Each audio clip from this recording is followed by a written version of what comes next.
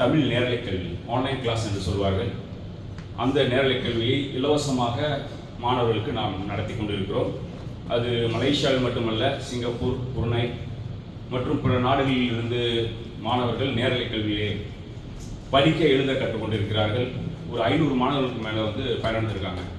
Digital platform அப்படின்னு வரப்போது நம்ம நேரலை கல்வி ஏன்னா பேசிக்காக அடிப்படையில் இன்றைக்கு இங்கே இந்த நாட்டில் அதாவது 3ஆம் மொழி அப்படின்னு சொல்லப்படக்கூடிய இந்த சிங்கப்பூர், மலேசியா, புருனை மற்றும் பிற மேற்கத்திய நாடுகளில் இந்த மொழியை பேசுறதுக்கான மக்கள் குறைக்கின்றே வராங்க. இங்கே உட்பட நாம் பழைய மக்கள் நம்மளோட தமிழ் மொழிக்கு மேற்பட்டு இன்னும் மலாய் மக்கள் இருக்காங்க அதிகமாக. இந்த நிகழ்ச்சி குறுகிய காலத்தில் நாம் ஏற்பாடு செய்திருக்கிறோம். நேற்று தான் டத்தோ வீரா ஷாவுல் ஷேக் தாவூத் அவர்கள் நம்மகிட்ட தொலைபேசி வாயிலாக இந்த மாதிரி ஒரு விருந்தோம்பல் நிகழ்ச்சி ஒன்று நாம் நடத்தினோம். ஒரு ஐடி ஒன்று ஏற்பாடு செய்வதாம். மாண்புமிகு அமைச்சர் அவர்கள் இங்கே மலேசியாவிற்கு மாணவர்களோடு வருகிறார்கள். அவர்களை நாம் சிறப்பிக்க வேண்டும் என்று நம்மோடு கலந்தாய்வு செய்தார்கள். அந்த வகையிலே குறுகிய காலத்தில் ஏற்பாடு செய்யப்பட்ட இந்த நிகழ்ச்சி உங்கள் அனைவர்களோடும் இங்கே நட்புறவை பகிர்ந்து கொள்வதில் நாம் மகிழ்ச்சி அடைகிறோம். அந்த வகையிலே இங்கே வருகிறந்திருக்கக்கூடிய அனைவரையும் நாம் வரவேற்கிறோம். நாம் சிம்ஸ் இயக்கம் இங்கே செய்து கொண்டிருக்க செயல்பாடுகளை நாம் சற்று தங்களோடு பகிர்ந்து கொள்ள வேண்டும் என்று நான் ஆசைப்படுகிறேன்.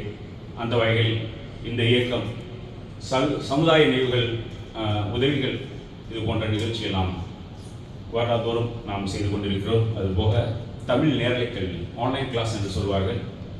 அந்த நேரலை கல்வியை இலவசமாக மாணவர்களுக்கு நாம் நடத்தி கொண்டிருக்கிறோம். அது மலேசியாவில் மட்டுமல்ல, சிங்கப்பூர், புருனை மற்றும் பிற நாடுகளில் இருந்து மாணவர்கள் நேரலை கல்வியை படிக்க எழுத கற்றுக்கொண்டிருக்கிறார்கள். ஒரு 500 மாணவர்களுக்கு மேலே பயனடைந்திருக்காங்க. நாங்கள் 3 செமஸ்டர் இதுவரைக்கும் நம்ம செஞ்சுருக்கோம். ஒவ்வொரு சிலபஸ் வச்சு நம்ம அதை நடத்தி கொண்டு வர்றோம். 6 மாத காலம் ஒரு நேரலை கல்வி ஒரு நிகழ்ச்சி. அது எப்படி பாடத்திட்டங்கள் வகுத்து அதை நாம் செயல்படுத்தி கொண்டு வருகிறோம். ஒவ்வொரு 6 மாதத்துக்கும் அந்த குறிப்பிட்ட பேஜ் மாணவர்கள் நாம் இடம் வருவாங்க. அவங்களுக்கு எழுத படிக்க முழுமையாக கற்றுக்கொள்வார்கள். ஏன்னா இப்போ மலேசியாவில் 550 பள்ளிகள், அதற்கும் கொஞ்சம் முன்னப்பின இருக்கலாம் அவரோட கணக்கு. அந்த அளவில் தான் நம்ம தமிழ் பள்ளிகள் இருக்குது. அது போக ஒரு சில பாடத்திட்டங்கள் நடத்திக்கிட்டு இருக்காங்க, சில வகுப்புகள் மாதிரி. இதுதான் இதனுடைய இதுக்கு மேலே இங்கே விரிவாக்கம் செய்வதற்கான வழிகள்.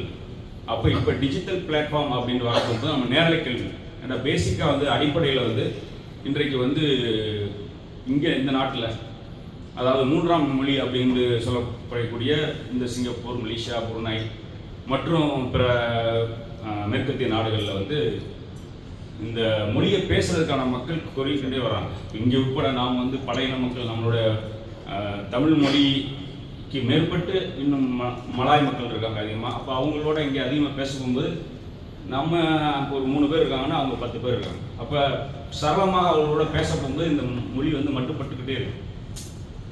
இது உலகம் பூரா இதே மாதிரியான நடைமுறை தான் இருக்குது. ஆனால் நம்ம அப்போ இதை எப்படி அதை மீட்டெடுக்கிறது அப்படின்னு பார்க்க போகும்போது அடிப்படையாக நம்மளுக்குள்ளேயாவது நம்ம பேசிக்கணும் அப்படிங்கிற ஒரு புரிந்துணர்வோடு வீடுகளிலேயே அவர்களுக்கு பேசக்கூடிய ஒரு வாய்ப்பையும் படிக்கக்கூடிய ஒரு இந்த மாதிரியான நேரலை கல்வி வாயிலாக நம்ம சில வாய்ப்புகளை ஏற்படுத்தி கொடுக்குறோம். அதே மாதிரி இப்போ இருக்கக்கூடிய மாணவர்களும் இப்போ ஏன்னா உலக அந்த மயமாக்கத்தில் ஆங்கிலத்தை நம்மளால் தவிர்க்க முடியாது. பட் நம்மளுக்குள்ளேயாவது நம்ம மொழியை பேசிக்கிறோம் அப்படிங்கிற ஒரு அடிப்படை சித்தாந்தத்தை நீங்கள் வரக்கூடிய மாணவர்கள், ஆசிரியர்கள் எல்லாத்தையும் ஒரு போதனையாக எல்லாத்தையும் கொண்டு சேர்த்திங்கன்னா இந்த மொழி காக்கப்படும் அப்படின்ட்டு நம்மளுடைய நம்பிக்கை. அந்த வேலைகள் நாம் இந்த சிம்ஸ் இயக்கத்தின் மூலியமாக நேரலை கல்வி நம்ம நடத்திக்கிட்டு வர்றோம். நிறைய சமுதாய மக்கள் இதுக்கு உதவி புரிஞ்சிருக்காங்க. நம்ம டத்தோ வீரா ஷாவுல் அவர்கள் உட்பட நம்மளுடைய முன்னாள் அமைச்சர், துணைத் தலைவர், மைக்காவுடைய துணைத் தலைவர் டத்தோ ஸ்ரீ எம் சரவணன் கூட அதுக்கு அவர்கள் வாயிலாக உதவி செய்திருக்கிறார்கள். இந்த வேலையில் நான் இதை தெரியப்படுத்துறது என்னுடைய கடமையாகுது. இது பெருமைக்காக சொல்லலை. வருகின்றிருக்க அனைத்து மக்களையும் நாம் வருக என்று உங்களை வரவேற்று என்னுடைய உரையை நிறைவு செய்கிறேன். நன்றி, வணக்கம்.